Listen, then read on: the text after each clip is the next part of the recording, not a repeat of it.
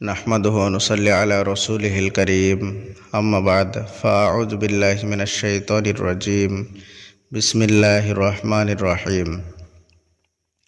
প্রিয় ভিউয়ার্স, আজকে আমি আপনাদের সঙ্গে আলোচনা করব দুটো পাপ করলে তাহাজ্জুদ নামাজেও দোয়া কবুল হবে না এ বিষয়ে। দোয়া কবুল সম্পর্কিত যতগুলো হাদিস বর্ণিত হয়েছে তার মধ্যে সবচাইতে গুরুত্বপূর্ণ হাদিস হচ্ছে তাহাজ্জুদ নামাজের সময় দোয়া কবুল সম্পর্কে।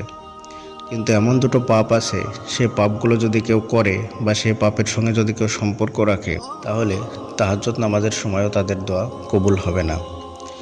আমাদের মধ্যে অনেক ভাই বোন আছেন যিনারা দীর্ঘদিন যাবৎ দোয়া করছেন এবং বিশেষ করে তারা তাহাজ্জুদ নামাজের সময় দোয়া করছেন, কিন্তু তাদের দোয়া কবুল হচ্ছে না।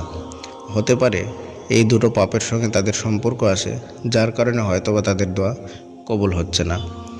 আজকে এই পাপ দুটো নিয়ে বিস্তারিতভাবে আলোচনা করব ইনশাআল্লাহ। প্রথমে আমি যে বিষয়টা নিয়ে আলোচনা করব সেটা হচ্ছে তাহাজ্জুদ নামাজের সময় দোয়া কবুল সম্পর্কে যে হাদিসগুলো বর্ণিত হয়েছে সেই হাদিসগুলো নিয়ে। তাহাজ্জুদ নামাজের সময় দোয়া কবুল সম্পর্কে বেশ কয়েকটি হাদিস বর্ণিত হয়েছে এবং সবগুলো হাদিসের ভাব অর্থ প্রায় একই রকম। প্রথমে যে হাদিসটি উল্লেখ করব সেটি হচ্ছে রাসূল সাল্লাল্লাহু আলাইহি ওয়াসাল্লাম বলেন, রাত্রি যখন অর্ধেক হয়ে যায় তখন আসমানের সমস্ত দরজা খুলে দেওয়া হয়, যে যা চায় আল্লাহ সুবহানাহু ওয়া তাআলা তাকে সেটা দিয়ে দেন।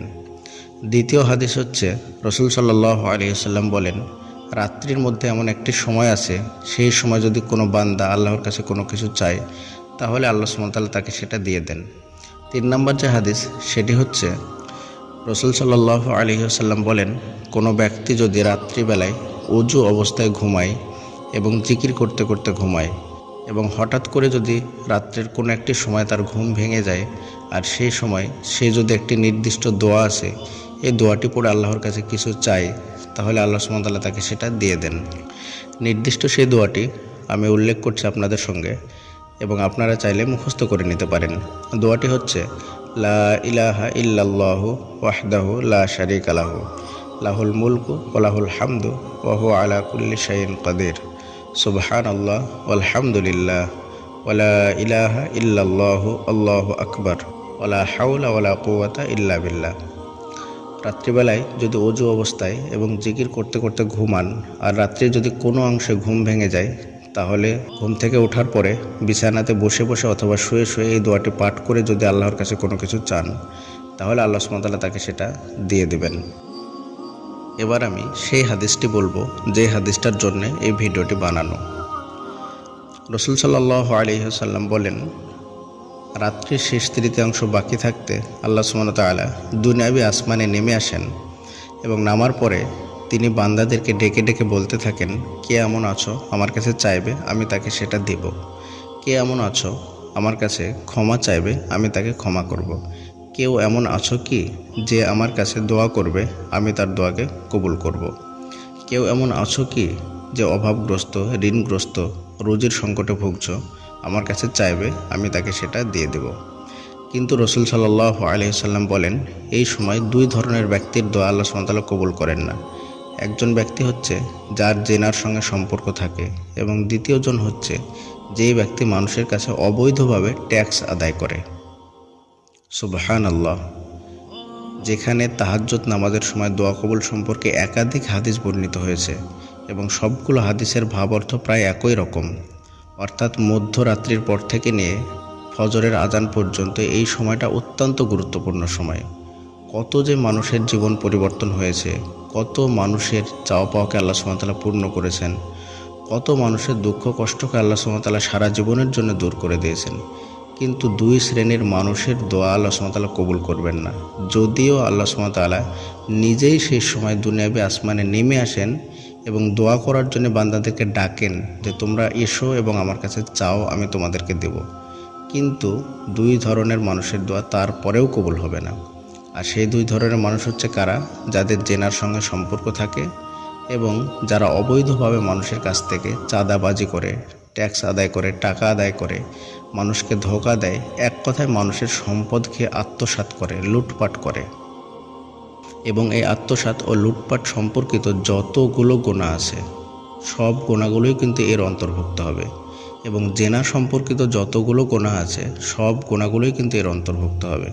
যেমন ধরুন প্রেম, অবৈধ সম্পর্ক, কোনো গায়ের মাহরাম মেয়ের সঙ্গে কথা বলা, এই সমস্ত গুণাগুলো কিন্তু এর অন্তর্ভুক্ত হয়ে যাবে। যেমনভাবে আপনার সঙ্গে যার বিয়ে জায়েজ আছে তার সঙ্গে কথা বললেই আপনার গুনাহ হবে। অর্থাৎ যাদেরকে আপনি বিয়ে করতে পারবেন না ইসলামের বিধান অনুযায়ী, তাদের সঙ্গে কথা বললে কোনো দোষের নেই। কিন্তু যাদের সঙ্গে আপনার বিয়ে করা জায়েজ আছে, তাদের যে কোনো মানুষের সঙ্গে যদি আপনি কথা বলেন, তাহলে কিন্তু সেটাও এই জেনার অন্তর্ভুক্ত হয়ে যাবে। এবং এই ছোটোখাটো কারণগুলোর জন্য হতে পারে আল্লাহ সুবহানাহু ওয়া তাআলা আপনার দোয়াকে কবুল করছেন না। এবং সবচাইতে দুঃখের বিষয় হচ্ছে, বর্তমান সময়ে আমরা মূলত দোয়া করে থাকি এই পাপের কারণেই দোয়া করি। হয়তোবা কোনো একজনকে আমরা পছন্দ করি, পছন্দ করাটা দোষের নয়, কিন্তু তার সঙ্গে দীর্ঘদিন একটা হারাম রিলেশন থাকার পরে যখন সে ছেড়ে চলে যায়, তখন আমরা আল্লাহর দিকে ফিরে আসি এবং তাকেই পাওয়ার জন্য দোয়া করি। বিষয়টা কি এমন হয়ে যাচ্ছে না যে ঘুরিয়ে পেঁচিয়ে আমরা জেনা করার জন্য আল্লাহর কাছে দোয়া করছি? অনেকেই তো এমন বলেন যে না, আমি জেনা করার জন্য না, বরং আমি সেই মানুষটাকে আমার লাইফ পার্টনার হিসাবে পাওয়ার জন্য দোয়া করছি। কিন্তু আপনি যে একটা সময় দীর্ঘদিন যাবৎ তার সঙ্গে একটা জেনার সম্পর্ক রেখেছিলেন, তার সঙ্গে শুধু মুখের কথা বা তার সঙ্গে চোখের দেখা দেখি এটা করেননি, বরং এর চাইতে বাড়িয়ে সবচাইতে নোংরামিটা আপনি করেছেন। তারপরেও আপনি যখন দোয়া করছেন, তখন আপনি ধৈর্য হারা হয়ে যাচ্ছেন এবং ভাবতে থাকছেন যে আমার দোয়া কেন কবুল হচ্ছে না। তাদের জন্য আমি বলবো, এই হাদিসটা আপনি স্পষ্টভাবে আজকে শুনে নিন। আল্লাহ সুবহানাহু ওয়া তাআলা বলছেন, যাদের জেনার সঙ্গে সম্পর্ক থাকে তাদের প্রতি এত বেশি তিনি রাগান্বিত হয়ে থাকেন, তাদের রিজিকের সংকট দিয়ে দেন, তাদের প্রতি পৃথিবীর সকল মানুষের অন্তরে নাফরাত দিয়ে দেন, তাদের দিকে আল্লাহ সুবহানাহু ওয়া তাআলা সুনজরে ঘুরেও তাকান না। কারণ আমি এর আগে একটা ভিডিওতে আলোচনা করেছিলাম যে জেনা হচ্ছে পৃথিবীর মধ্যে সবচেয়ে নিকৃষ্টতম নোংরা পাপ, যার কারণে আল্লাহ সুবহানাহু ওয়া তাআলা সবসময় রাগান্বিত হয়ে থাকেন। এবং মানুষের সম্পদ অবৈধভাবে লুটপাট করা, চাঁদাবাজি করা, এটাও হচ্ছে একটা নিকৃষ্টতম গুনাহের কাজ। আপনি হয়তোবা বলবেন, আমার জেনার সম্পর্ক ছিল, কিন্তু আমি বর্তমান সময়ে সেই সম্পর্কগুলো ছিন্ন করে দিয়েছি, তারপরে আমি দোয়া করছি। বিশ্বাস করেন, আপনি সম্পর্কটা ছিন্ন করেননি, কোনো কারণবশত হয়তোবা হয়ে গিয়েছে এবং সেই সম্পর্কটাকে পুনরায় আপনি জোড়া লাগানোর জন্য আল্লাহর কাছে দোয়া করছেন। আপনি একটিবার চোখ বন্ধ করে চিন্তা করে দেখেছেন কি যে আপনি কি সেই কাজগুলো আল্লাহর ভয়ে ছেড়েছেন? উত্তর হবে না। আপনি কি সেই কাজগুলো শুধুমাত্র আল্লাহর রাগান্বিত হন এই ভয়কে আপনি পাপগুলো ছেড়েছেন? ছাড়েননি। হয়তোবা পরিস্থিতির কারণে আপনি পাপগুলো ছেড়ে দিয়েছেন। খুব কম এমন ব্যক্তি পাওয়া যাবে যারা শুধুমাত্র আল্লাহর ভয়ে প্রেম, ভালোবাসা, অবৈধ সম্পর্ক, জেনা এবং পরকীয়া থেকে নিজেকে বাঁচিয়ে রেখেছেন। কারণ এগুলো থেকে নিজেকে বাঁচিয়ে রাখা খুবই কঠিন। যখন কোনো একটা মেয়ে কোনো একটা ছেলের সঙ্গে কথা বলে, তখন পৃথিবীর সমস্ত কিছু সে ভুলে যায়, তার কাছে তখন শয়তান চলে আসে, যার কারণে সে নিজেকে কন্ট্রোল করতে পারে না। তাই আমাদের উচিত হবে এই ধরনের পাপগুলোকে আল্লাহর ভয়ে আল্লাহর সামনে দাঁড়াতে হবে, এই লজ্জায়। আল্লাহ সুবহানাহু ওয়া তাআলা রাগান্বিত হন, এই কারণে আমাদেরকে এই পাপগুলো ছেড়ে দিতে হবে। এবং তারপরে আপনি সেই ব্যক্তিকে জীবনসঙ্গিনী বা জীবনসঙ্গী হিসাবে পাওয়ার জন্য যে দোয়া করবেন, সেটাও কিন্তু আল্লাহর প্রতি ন্যস্ত করে দিতে হবে। কারণ দীর্ঘ একটা সময় ধরে আপনি আল্লাহ সুবহানাহু ওয়া তাআলাকে অসন্তুষ্ট রেখেছিলেন, আল্লাহকে আপনি কষ্ট দিয়েছেন।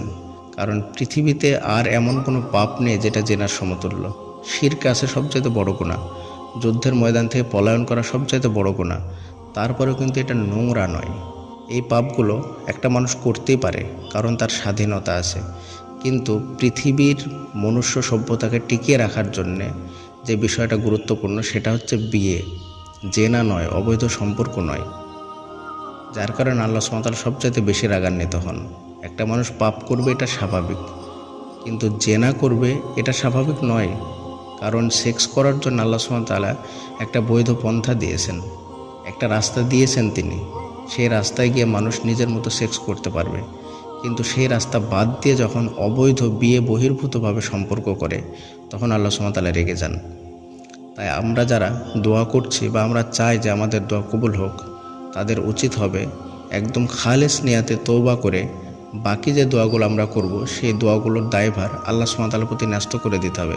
আল্লাহ, আমি তো দীর্ঘদিন যাবৎ পাপ করেছি, তোমাকে অসন্তুষ্ট রেখেছি, আজকে আমি তওবা করলাম এবং বাকি জীবনে আমার জন্য যেটা ভালো হবে আপনি আমার জন্য সেটাই করেন। এমনটা নয় যে আমি পাপ করেছি আবার আল্লাহ সুবহানাহু ওয়া তাআলাকে দোষারোপ করবো। 1-1.5 মাস দোয়া করলাম, দোয়া করার পর আমার দোয়া কবুল হলো না, আর তখন আমি আল্লাহকে দোষারোপ করতে শুরু করে দিলাম যে আমার দোয়া কেন কবুল হচ্ছে না, কারণ তিনি তো বলেছেন যে যা চাইবে তাকে সেটা দেব। কিন্তু শর্ত হচ্ছে যে আপনাকে পাপ থেকে বিরত থাকতে হবে। বান্দার হক কখনোই মারা চলবে না, কোনো বান্দাকে কষ্ট দেওয়া চলবে না, কোনো বান্দার টাকা পয়সা মেরে খাওয়া চলবে না, বরং আপনি যতটা পারবেন সাহায্য করবেন।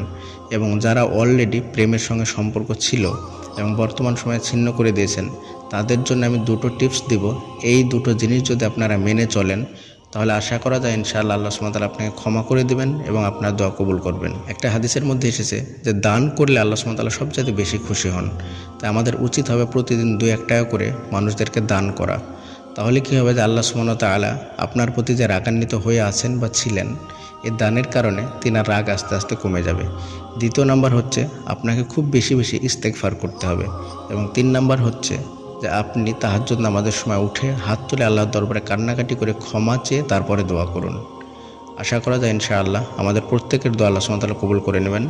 আসসালামু আলাইকুম ওয়া রাহমাতুল্লাহি ওয়া বারাকাতুহু।